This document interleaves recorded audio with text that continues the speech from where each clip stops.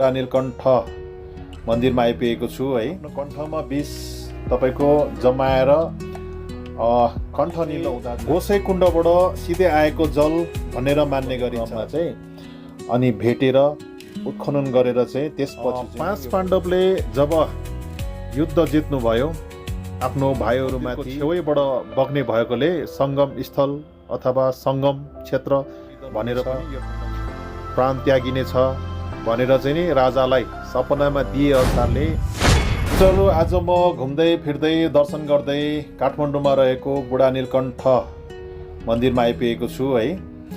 यो बुढा नीलकण्ठ भन्नाले चाहिँ अब भगवान विष्णुको मन्दिर हो। अनि नीलकण्ठ भन्ने बित्तिकै हामीलाई लाग्छ कि महादेव सम्झिन्छौँ, महादेवलाई चाहिँ नीलकण्ठ भनिन्छ नि त। किनभने महादेवले आफ्नो कण्ठमा विष तपाईँको जमाएर कण्ठ निलो हुँदा चाहिँ महादेवलाई चाहिँ हामीले नीलकण्ठेश्वर नीलकण्ठ भनेर चाहिँ चिन्थ्यौँ होइन। तर यो नीलकण्ठ बुढा नीलकण्ठ चाहिँ महादेवको होइन, भगवान विष्णुको मूर्ति हो होइन। भगवान विष्णुको मूर्ति, भगवान विष्णुको मन्दिर हो। तर यहाँनिर भगवान विष्णुको सँगै राम्रोसँगले हेर्नेले देख्नेले महादेवको पनि छाया चित्र देखिन्छ भन्ने गर्दो रहेछन् होइन। त्यही भएर पनि बुढा नीलकण्ठ भन्ने गरिएको रहेछ यो मूर्तिलाई, मन्दिरलाई। अनि जुन चाहिँ बुढा नीलकण्ठ भगवान विष्णु आसन छ जुन चाहिँ पानीमा, त्यो पानी चाहिँ गोसै कुण्डबाट सिधै आएको जल भनेर मान्ने गरिन्छ। यहाँको बारेमा एउटा कुरा मैले सुनेको तपाईँलाई सुनाउनु पर्दा, यो भगवान विष्णुको विशाल मूर्ति चाहिँ धेरै वर्षसम्म चाहिँ जमिन मुनि पुरेर बसेको थियो अरे। अनि जमिन मुनि पुरेर बस्दाखेरि एक दिन किसानले आफ्नो खेतमा काम गर्ने क्रममा चाहिँ अनि भेटेर उत्खनन गरेर चाहिँ त्यसपछि चाहिँ नि यो मूर्तिको पाठ पूजा गरेर चाहिँ नि मन्दिर स्थापना भएको भन्ने कुरा हामीले सुन्ने गरेका छौँ। अब जिज्ञासा होला तपाईँहरूलाई, यो यति ठुलो विशाल मूर्ति चाहिँ कसले निर्माण गर्यो भन्ने कुराको होइन। मैले सुनेको कुरा तपाईँहरूलाई सुनाउनुमा म कन्जुसाइ गर्दिनँ, म बताउनु जाँदैछु तपाईँहरूलाई। पाँच पाण्डवले जब युद्ध जित्नुभयो, आफ्नो भाइहरूमाथि विजय प्राप्त गर्नुभयो, त्यसपछि उहाँहरू एउटा प्रायश्चितको खोजीमा लाग्नुभयो। किनभने उहाँहरूले आफ्नै परिवारको, आफ्नै भाइहरूको चाहिँ तपाईँको परिवार उजाड्यो, आफ्नै भाइहरूको वध गर्यो। त्यसले गर्दा प्रायश्चितको खोजीमा लाग्दै जाँदाखेरि उहाँहरूले ऋषिलाई भेट्नुभयो। अनि ऋषिको सल्लाह अनुसार चाहिँ पाँच पाण्डवले यो विशाल भगवान विष्णुको मूर्ति निर्माण गरेको र भीमसेनले एक्लैले यो मूर्ति बोकेर ल्याएर यहाँनिर जलाशयमा चाहिँ स्थापना गरेको भन्ने पनि बुझिन्छ।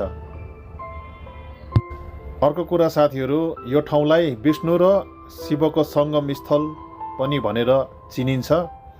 किन भन्नुहोला, शिवपुरीबाट बग्दै आउने बागमती नदी र विष्णु नदी, यो दुईटा चाहिँ यो मन्दिरको छेउैबाट बग्ने भएकोले सङ्गम स्थल अथवा सङ्गम क्षेत्र भनेर पनि यो ठाउँलाई चिनिन्छ। अर्को कुरा, भगवान विष्णुको मूर्तिसँगै शिवको छाया पनि देखिन्छ भनेको हिसाबले पनि यो ठाउँलाई शिव र विष्णुको सङ्गम स्थल भनेर चिन्ने गर्दछ।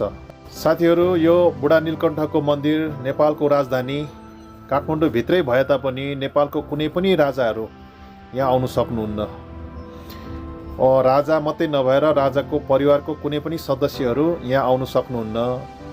किन भन्दाखेरि एकताका राजालाई सपनामा देखाउनु भयो अरे, बुढा नीलकण्ठ मन्दिरमा तिमीहरू र तिम्रो परिवारहरू सदस्यहरू कोही पनि नआउनु, आयो भने जुन दिन यहाँ आउँछौ तिमीहरूको त्यही दिन तिमीहरूको निधन हुनेछ, प्राण त्यागिने छ भनेर चाहिँ नि राजालाई सपनामा दिए अनुसारले त्यस दिनदेखि राजाहरूको शाखा सन्तान, राजाहरूको कोही पनि यो मन्दिरमा नआएको भन्ने चाहिँ हामीले सुन्न पाउँछौँ, बुझ्न पाउँछौँ। अनि उहाँहरूलाई अब यो नीलकण्ठको दर्शन गर्न कहाँ जाने त भन्दाखेरि उहाँहरूको लागि भनेर अलग्गै छुट्टै एउटा बुढा नीलकण्ठको मन्दिर स्थापना गरिदिनु भएको छ अरे होइन। मैले त्यो सुनेको मात्रै देखेको छैन। त्यो चाहिँ कहाँ छ भन्दाखेरि बालाजुमा छ अरे भनेको सुनेको छु साथीहरू। अब कुनै दिन त्यो ठाउँमा पुगेछु भने त्यो ठाउँको पनि भिडियो तपाईँहरूलाई लिएर आउँला। मैले यो ठाउँसँग जोडेको अर्को पनि एउटा कुरा कथा सुनेको छु, अब त्यो पनि तपाईँहरूलाई यहाँ जोड्दैछु। अब साथीहरू फेरि यस्तो हो, मैले बोलेको कुरा सबै सही हो भन्ने हुँदैन, मैले पनि तपाईँहरूलाई सुनेकै कुरा सुनाउने हो। सबै कुरोको जानकार म होइन, मैले पनि काहीँ कतै सुनेर तपाईँहरूलाई त्यो कुरा बताउने हो। अब त्यो पनि तपाईँहरूलाई जोड्नु गइरहेको छु। साथीहरू, यो ठाउँसँग जोडिएको अर्को एउटा कथा सुनाउनु गइरहेको छु, सुनिदिनु होला है त। जब नेपाल एकीकृत भएको थिएन त्यति बेला छुट्टा छुट्टै राजाहरू हुँदाखेरि किराती राजा बुढा ह्याङ भन्ने चाहिँ पूर्वतिरको राजा थिए अरे। अनि यता अहिलेको हालको काठमाडौँमा पनि धेरै राजाहरू थिए। त्यहाँ त्यति बेलाका राजाहरू मिलेर बुढा ह्याङ जो थिए एकदमै वीर, उहाँलाई परास्त गर्नै नसक्ने, सबैलाई जित्नुहुने, सबैमाथि विजय पाउनुहुने राजा भएकोले गर्दाखेरि यता काठमाडौँका राजाहरूले उहाँलाई निमन्त्रणा दिनुभएछ। निमन्त्रणा के को लागि भन्दाखेरि सन्धिको लागि निमन्त्रणा दिनुभएछ, मेलमिलापको लागि निमन्त्रणा दिनुभएछ। अनि उहाँ राजा चाहिँ आउनु पनि भएछ, बुढा ह्याङ राजा आउनु भएछ। त्यसपछि यताका राजाहरूले उहाँलाई जालसाजी गरेर, छलकपट गरेर, दैवीय मन्त्रद्वारा चाहिँ नि उहाँलाई ढुङ्गामा परिणत गरिदिनु भयो अरे। त्यसपछि चाहिँ यो उहाँको जुन चाहिँ मूर्ति छ ढुङ्गामा परिणत भएपछि उहाँ एउटा ढुङ्गा शिला हुनुभयो, त्यसलाई चाहिँ लगेर पानीमा फालिदिनु भयो अरे भन्ने कुरा बुझिन्छ। यो ठाउँमा चाहिँ अहिले पनि कोदो, जाँड, मर्चा ल्याएर छर्क्यो भने चाहिँ त्यो मूर्ति चाहिँ हल्लिन्छ, थरथर काम छ भन्ने चाहिँ अहिले पनि जनविश्वास रहिआएको छ है त साथी हो। भिडियो मन परे लाइक, सेयर, कमेन्ट गरिदिनु होला। कस्तो लाग्छ कमेन्टमा पक्कै बताइदिनु होला।